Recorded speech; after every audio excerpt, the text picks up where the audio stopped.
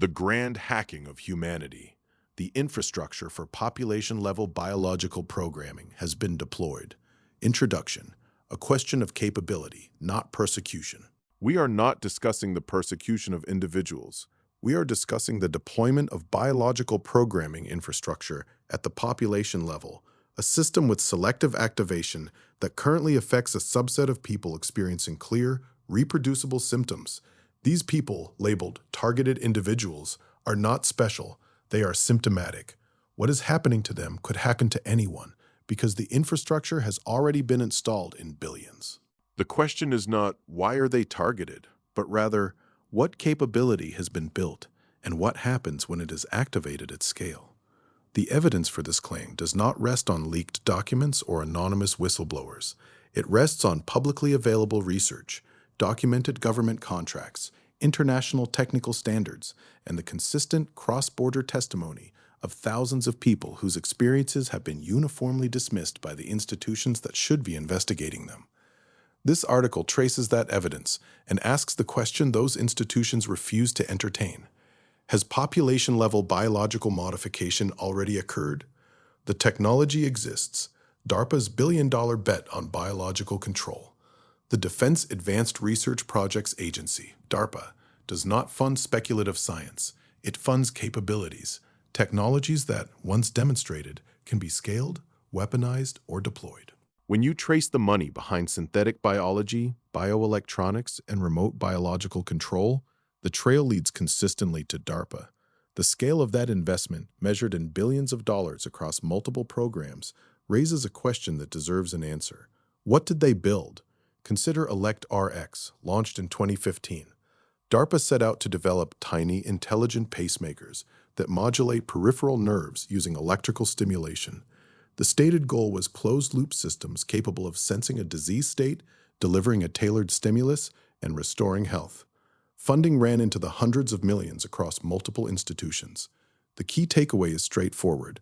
DARPA believes electrical stimulation can control biological function, and they have been miniaturizing implants to needle-injectable size. The logical next step, extending that capability to remote, non-implanted electromagnetic control of gene expression, is not a leap. It is a natural extension of the same operational logic. Then there is the mRNA platform development. In 2013, DARPA awarded Moderna $25 million for mRNA therapeutics research. In 2020, another $56 million followed for a mobile manufacturing platform. Total government support, including BARDA, reached approximately $1.5 billion. The program name is revealing. Now, Nucleic Acids on Demand Worldwide. DARPA's stated goal was rapid, field-deployable manufacturing of custom mRNA vaccines and therapeutics. The underlying capability, the ability to program cellular protein production in situ, on demand, anywhere in the world. Combine Moderna's platform with modified mRNA containing EMF-responsive elements and DARPA's ElectRx miniaturization, and you have built the components of a system for remote, on-demand cellular programming. The pieces exist independently. The question is whether they have been assembled. Additional programs fill in the picture. DARPA's MICA program, Microsystem-Induced Catalysis, explicitly funds research into controlling biological functions using microsystems and molecular catalysts, with $20.5 million in contracts to SRI International, UC Berkeley, and others.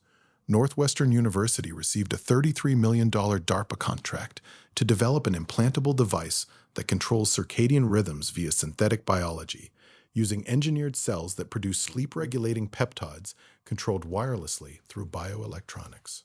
This is proof of concept that synthetic biology plus bioelectronics plus wireless control works in vivo. The IEEE standards, protocols for the body. While DARPA was developing implantable bioelectronics and EMF-responsive biology, the IEEE was simultaneously standardizing the protocols for networked biological systems. This is not speculative. It is documented in IEEE standards development over the past 2 decades. IEEE 802.15.6, approved in 2012, is the Wireless Body Area Network (WBAN) standard. It was specifically designed for implanted and body-worn biomedical sensors with ultra-low power operation. in-body and on-body communication, and integration with external networks. The protocol enables data transmission from sensors embedded in or on the human body to external receivers. Critically, the standard was designed before the technology to embed sensors at the nanoscale was mature. It was designed in anticipation of that technology becoming available. IEEE 802.16 WiMAX enables body area networks to communicate across wider geographic areas. Human body communication, HBC, takes a different approach, using the body itself as a transmission medium, with current flowing through the body and external sensors picking up the signal. This requires no implant, no visible device, just engineered cells capable of modulating current flow. Published research exists on HBC. IEEE standardization is ongoing. The evolution towards 6G, currently in development for 2024 to 2030 deployment, includes higher frequencies, lower latency, and more sophisticated modulation. Each iteration increases precision and control. The protocols being designed now include higher precision targeting of biological systems, integration with AI for real-time algorithmic decision-making, terahertz frequencies capable of more precise cellular modulation, and global coordination capability.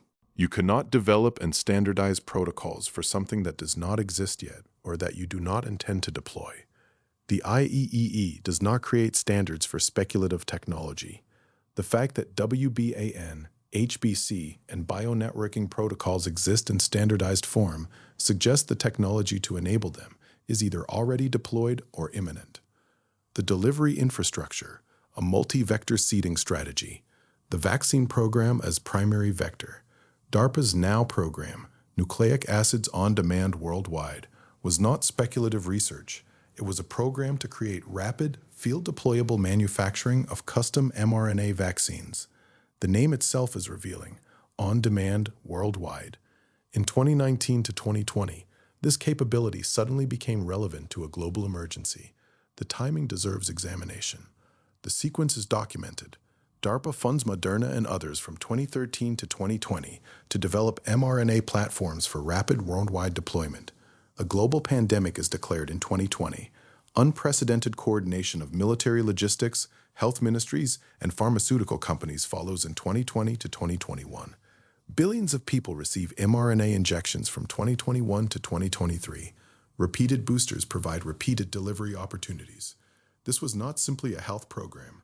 The speed, coordination, and military involvement indicate mobilization of existing infrastructure for a purpose beyond what was publicly stated. The mRNA platform relies on delivery vehicles, lipid nanoparticles, LNPs, that can cross the blood-brain barrier, deposit in organs, and accumulate in tissues, viral vectors that can integrate into cell DNA, and potentially graphene oxide or other conductive particles that can enable voltage gradients within cells and allow EMF responsiveness. Standard vaccine safety testing does not specifically assess long-term bioaccumulation of delivery particles, integration of mRNA sequences into genomic DNA, presence of EMF-responsive elements in engineered sequences, or activation potential via external electromagnetic fields. These are not tested because they are not publicly part of the stated vaccine design, but they would need to be tested if the vaccine contained them. The hidden vectors, aerosols, anesthetics, and ambient seeding. However, the vaccine program was not the only delivery vector. Evidence suggests a multi-layered seeding strategy that predated the vaccines by years and supplemented them afterward, ensuring near-universal population coverage while providing plausible deniability at every layer. For years before the COVID-19 vaccines, slower and less effective methods of seeding the populace with biological programming technology may have been deployed through environmental and medical channels. Aerosol spraying, commonly referred to as chemtrails, offered a means of distributing engineered biological particles across broad geographic areas. This method would have yielded patchy, inconsistent coverage compared to direct injection, but it served a crucial purpose.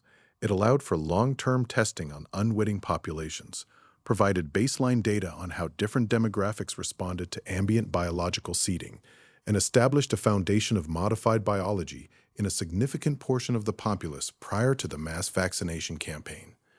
Dental anesthetics and other common medications represent another overlooked vector. Dental procedures, which nearly everyone undergoes, involve injections directly into highly vascularized tissue in close proximity to the brain. Standard dental anesthetics are not typically scrutinized for synthetic biological content. Liposomal delivery systems, similar in principle to the lipid nanoparticles used in mRNA vaccines, have been used in certain pharmaceutical preparations for years. If engineered genetic material or conductive particles were introduced into these supply chains, the dental chair would become an unwitting delivery point, reaching populations that might later refuse vaccines. This multi-vector approach solved a fundamental problem. How do you seed a population where some percentage will inevitably refuse direct injection? The answer is layered redundancy. Those reached by years of aerosol exposure already carried a baseline biological load. Those who visited dentists received additional exposure. Those who accepted vaccines received the most concentrated and effective dose. And for those who refused all of the above, two additional mechanisms filled the gaps. Closing the gaps, targeted aerosol delivery and vaccine shedding. If chemtrails provided broad ambient coverage, the question becomes whether this spraying could be refined and targeted. The answer appears to be yes. The integration of artificial intelligence with flight path planning and procurement logistics would enable a shift from blanket spraying to precision delivery. AI systems analyzing vaccination records, mobile phone location data, and demographic information could identify clusters of unvaccinated individuals and generate optimized flight paths to deliver aerosol payloads over those specific areas. This would transform chemtrails from a crude, scattergun approach into a targeted nasal delivery vector, reaching the unseeded through the respiratory epithelium, a route that bypasses the need for an injection entirely. This, in turn, explains the otherwise puzzling intensity of vaccine passport mandates. The passports were never solely about public health. They functioned as a population mapping tool, a mechanism to identify exactly who had and had not received the injectable vector.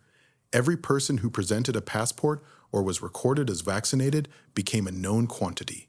Every person who refused became a data point, a target for alternative delivery methods. The passport system created the dataset needed to direct chemtrail operations toward the unvaccinated, ensuring that refusal of the needle did not mean escape from the program. Finally, vaccine shedding provided a decentralized, self-propagating mechanism. The phenomenon of recently vaccinated individuals transmitting vaccine components to unvaccinated contacts has been documented and debated, but its potential as a deliberate secondary vector is rarely considered. If engineered biological particles, whether mRNA constructs, lipid nanoparticles, or other components, can be shed through breath, skin, or bodily fluids, then every vaccinated person becomes a mobile delivery device, passively seeding everyone in their proximity. This creates a viral-like propagation model where the unvaccinated cannot ultimately avoid exposure because the vaccinated population itself becomes the delivery infrastructure. The result of this multi-vector strategy is comprehensive, whether through injection, inhalation, dental procedure, passive contact with the vaccinated, or targeted aerial delivery guided by AI analysis of health records. The population has been seeded. No single vector needed to reach everyone. The combination ensured that it did. Targeted individuals as symptomatic evidence, what they report. The people we call targeted individuals are not a persecuted minority. They are early indicators of a system in testing or selective deployment phase. Thousands of people worldwide, independently, report burning sensations that are localized, intense, and responsive to EMF shielding, vibrational sensations that intensify or resolve based on location, sudden, severe sleep disruption correlating with specific times, internal auditory phenomena with frequency patterns, localized or migrating pain, and cognitive effects including focus disruption, memory problems, and mood changes. The patterns are consistent and revealing. Symptoms appear or disappear in response to external signals, location changes, EMF shielding, time of day. Symptoms intensify near 5G infrastructure or cellular towers. Shielding produces immediate relief. Symptoms often began after vaccination or around the time of vaccine deployment. Standard medical testing finds nothing. Psychiatric diagnosis is consistently offered. These are not the characteristics of mental illness, which is not reproducibly triggered by Faraday cages. They are not the characteristics of autoimmune disease, which does not resolve when you move behind a metal pole. They are not the characteristics of chronic pain, which does not correlate with 5G tower proximity. These are the characteristics of an engineered biological system responding to external signals. The systematic pathologization. What happens to targeted individuals follows a remarkably uniform script across countries, medical systems, and institutions. First visit. We find nothing wrong. Second visit. Have you considered anxiety? Third visit. These symptoms are consistent with schizophrenia or delusional disorder. Then, psychiatric referral, standard antipsychotic protocol, which often worsens symptoms. Social breakdown as friends and family become uncomfortable, and institutional conclusion. The problem is in the patient's mind. Case closed. This response is not independent medical judgment. It is institutional policy. The uniformity across the United States, United Kingdom, Australia, Germany, Canada, and beyond cannot be explained by coincidental clinical convergence. It indicates that the condition is known. The cause is understood to be non-psychiatric. Acknowledgement would be institutionally catastrophic, and pathologization is the designated response. Targeted individuals are not the threat. They are the proof. The threat is what happens when this system is fully deployed and activated at scale. Manufactured illness as a profit model. Engineering disease for revenue. If you deploy engineered biology to a population, there are two ways to profit from it: control through direct behavioral modification, or treatment through creating symptoms that require pharmaceutical intervention. The second is less conspicuous and immediately profitable. You do not need to activate everyone. You just need enough people experiencing unexplained symptoms to drive medical intervention. Engineered cells designed to produce specific proteins or respond to specific signals could induce inflammatory cytokines, creating chronic inflammation and autoimmune-like symptoms. They could disrupt neurotransmitter balance, producing depression, anxiety, and cognitive impairment. They could modulate immune function, increasing susceptibility to infection and creating vaccine dependency. They could alter metabolic pathways, driving obesity, diabetes, and metabolic dysfunction. And they could induce the growth of piezoelectric fibers used to generate physical symptoms mimicking fibromyalgia, Morgellons disease, chronic fatigue syndrome, and other conditions when activated by targeted electromagnetic frequencies. Activate the cells intermittently. The person experiences symptoms. Medical testing finds nothing specific because the cause is engineered at the cellular level and not detectable by standard tests. Pharmaceuticals are prescribed. The person becomes a chronic patient. Revenue is generated indefinitely. The epidemiological signal. Since 2020 to 2021, we have seen simultaneous increases in autoimmune diseases, particularly in young people post-vaccination. Chronic pain syndromes, including fibromyalgia and widespread neuropathies, severe sleep disorders, depression, anxiety, and PTSD diagnoses, cognitive impairment and brain fog, and metabolic dysfunction, including obesity and diabetes. These could represent natural increases, though the speed and synchronization argue against this. They could reflect increased diagnosis due to awareness, though this does not explain severity. They could be dismissed as side effects of the intervention, though this is rejected out of hand by health authorities. Or they could represent engineered illness for profit, an explanation not discussed publicly, but consistent with the available evidence. The profit chain is clear. Vaccine manufacturers sell initial injections and boosters. Pharmaceutical companies sell treatments for the resulting symptoms: antidepressants, pain medications, sleep aids, immune modulators. Medical institutions bill for diagnostic testing, specialist visits, and psychiatric care. Insurance companies increase premiums based on new diagnoses. Device manufacturers sell bioelectronic monitoring equipment and implants. The advantage of this model from the perspective of the technocratic complex is significant. There is no obvious activation event. Intermittent signals leave no trace. Built-in deniability is inherent. Symptoms are attributed to natural illness, stress, or aging. Profitability is immediate, with no need to wait for control infrastructure to mature.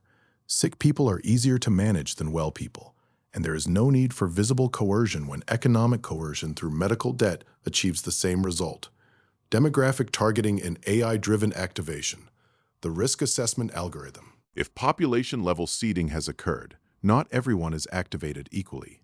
Activation would be determined by risk assessment factors including political activity, attendance at protests, opposition organizing, dissent signaling, information consumption, following alternative media, questioning official narratives, network centrality, people who influence others, thought leaders, community organizers, occupational relevance, military families, government contractors, healthcare workers, journalists, geographic proximity to sensitive installations or infrastructure, and online behavior including search history, social media activity, and forum participation.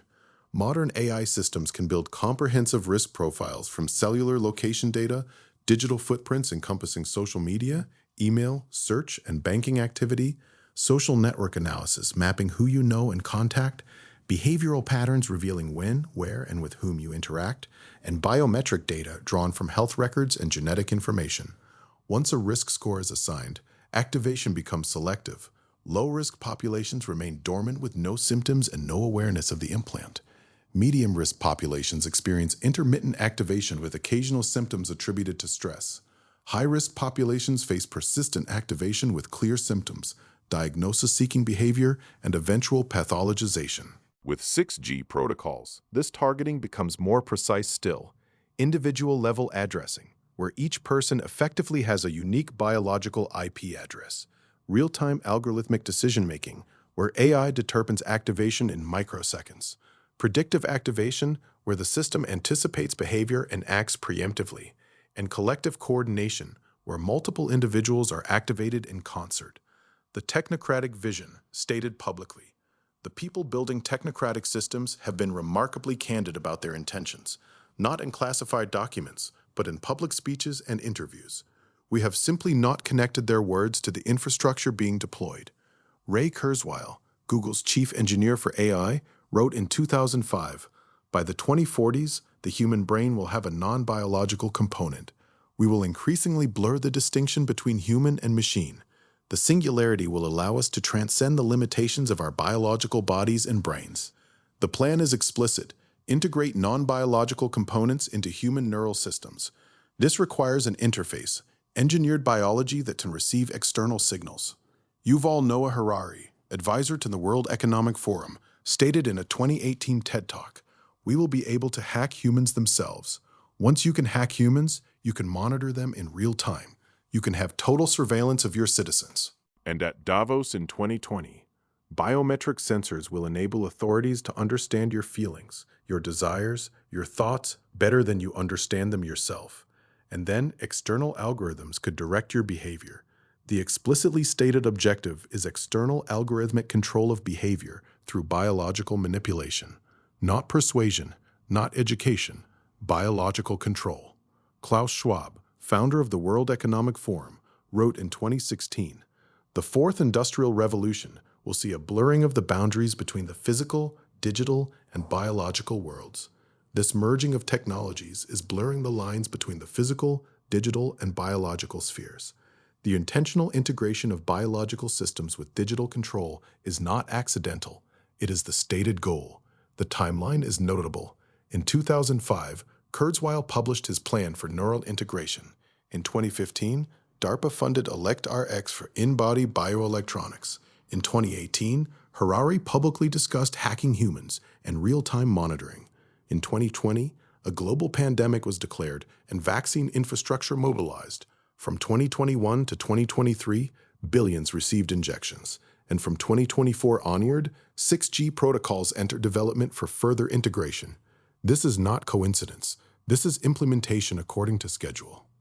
The architecture of denial, why the system is designed to be invisible.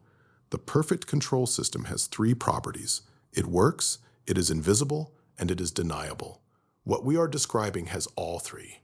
Dormancy ensures that cells containing engineered sequences do not produce symptoms unless activated, so most of the population is asymptomatic most of the time. Plausible attribution channels any symptoms that do occur towards stress, aging, illness, or mental health, with medical testing finding nothing and diagnosis defaulting to psychiatric categories. Controlled information space ensures that research suggesting this is possible is published but never connected. Researchers work on components without seeing the integrated system. Institutions refuse to investigate TI claims. Media refuses to cover the topic except as conspiracy theory. And alternative platforms are censored or demonetized. This architecture of denial is stronger than secrecy. If the system were merely secret, whistleblowers could reveal it. If it were openly acknowledged, people could resist it. But denied while being deployed, it creates a perfect double bind. Those experiencing it are told they are delusional. Those asking questions are labeled conspiracy theorists.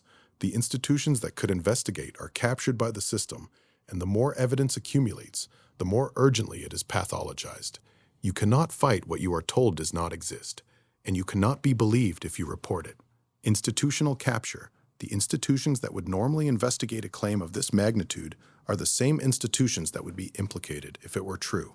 DARPA funded the research and authorized the development. The NIH and FDA approved the vaccine and authorized deployment.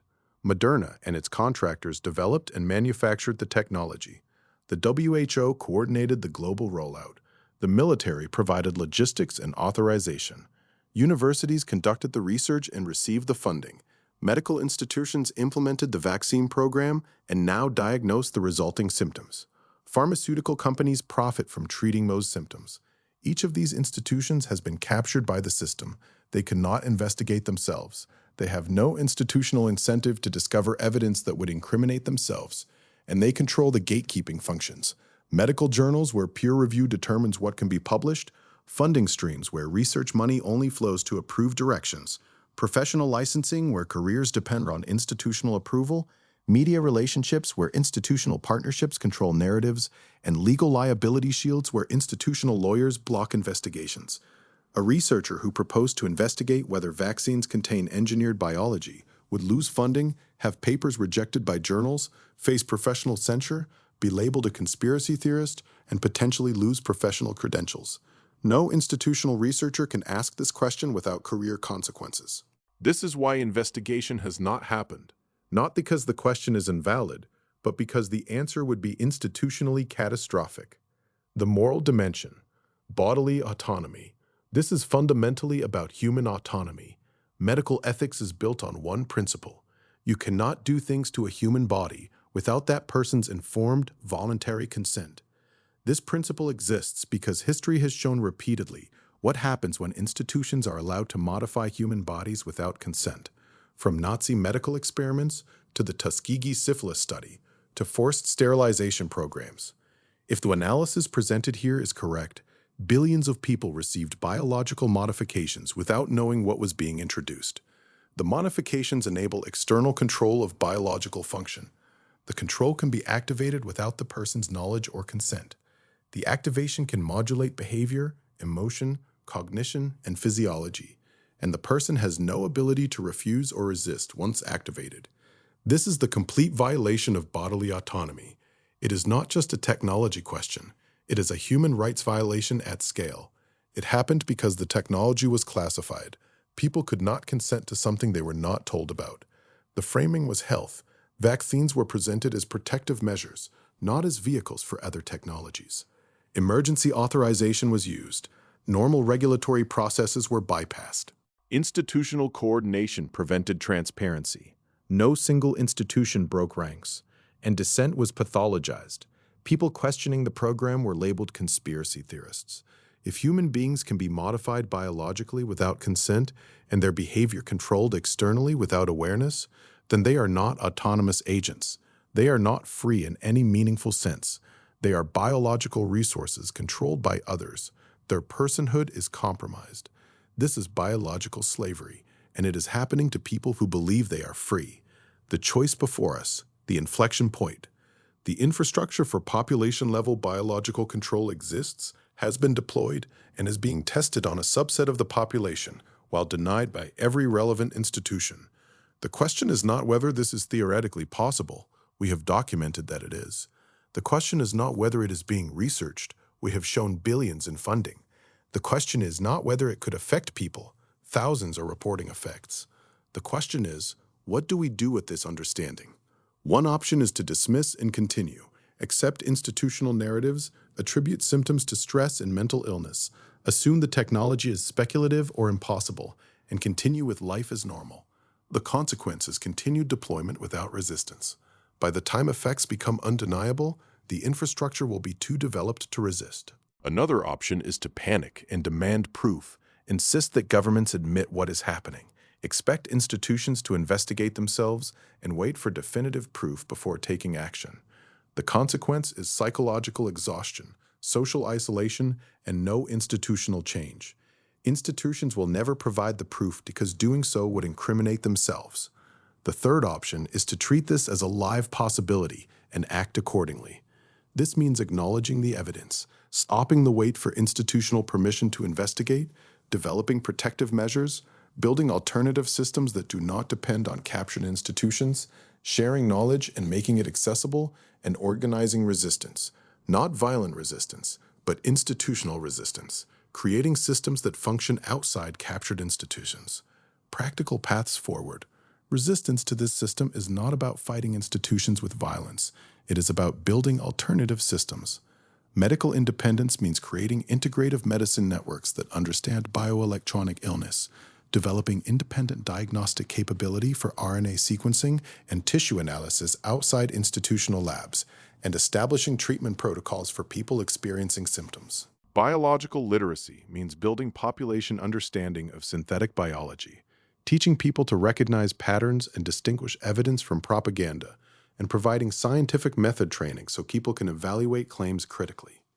Information infrastructure requires building independent media not dependent on pharmaceutical or military industrial advertising revenue, creating decentralized publishing that cannot be censored, and developing peer-to-peer communication that does not depend on corporate platforms. Research independence requires independent funding for researchers investigating bioelectronics and synthetic biology, citizen science projects where affected individuals contribute data, and open-source research shared freely rather than locked in paywalled journals. Protective technology means developing and sharing Faraday cage designs and materials optimization, EMF monitoring equipment for personal exposure measurement, RF shielding for living spaces, and low-frequency power systems as alternatives to wireless. Community building means creating local groups for people experiencing symptoms or interested in protection, online communities for connection and information sharing, and mutual aid networks for supporting people experiencing activation. For those experiencing symptoms consistent with bioelectronic modulation, specific steps include documenting everything: dates, times, locations, circumstances, symptom details, seeking independent biological testing, including RNA sequencing of blood and tissues, connecting with others experiencing similar symptoms, experimenting with shielding to map what works and what does not, and, most importantly, understanding that you are not delusional. You are living with something that the infrastructure exists to create. Conclusion: the beginning, not the end. We have presented evidence, connected documented facts, drawn conclusions that follow from those facts, and outlined what those conclusions mean. The technology is real. Optogenetics is published research. EMF-responsive genes exist in nature and have been isolated. mRNA platforms can program cellular protein production, and bioelectronics can modulate neural function. The funding is real. DARPA has committed billions to ElectRx, mRNA development, MiCA, and related programs, all documented in public records. The delivery infrastructure is real. mRNA vaccines were deployed to billions through military-coordinated logistics, supplemented by years of aerosol seeding, dental and pharmaceutical vectors, AI-targeted chemtrail operations guided by vaccine passport data, and passive transmission through shedding.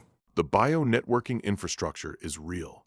IEEE standards for body area networks, HBC, and bio-networking protocols are documented technical specifications, and 6G development includes enhanced biological targeting capability. The symptoms are real. Thousands of people report consistent, reproducible experiences that respond to EMF shielding, location change, and timing, and the institutional response is coordinated. Across countries, medical systems, and institutions, the response is uniform psychiatric pathologization, with investigation blocked at every level. What we do not know includes the scale of deployment, the activation timeline, targeting specificity, the reversibility of engineered biology, and what defensive measures genuinely work. We do not know these answers because the institutions that would know are silent. But the absence of these answers is not an argument against the analysis. It is an argument for investigation. The responsible position, given what we know and what remains uncertain, is not to demand certainty before acting. It is to take the possibility seriously and prepare accordingly. The protective measures suggested here are reasonable, regardless of whether the full analysis proves correct. Reduce your digital footprint. Create low EMF living spaces. Understand shielding technology. Build networks with others who understand these risks. Support independent research and prepare for scenarios where institutional support becomes unreliable. History will judge this moment. Either we will look back and say we were warned and did not listen, or we will look back and say we took seriously what seemed impossible and built alternatives that protected human autonomy. The choice is ours, and the window for making that choice is closing.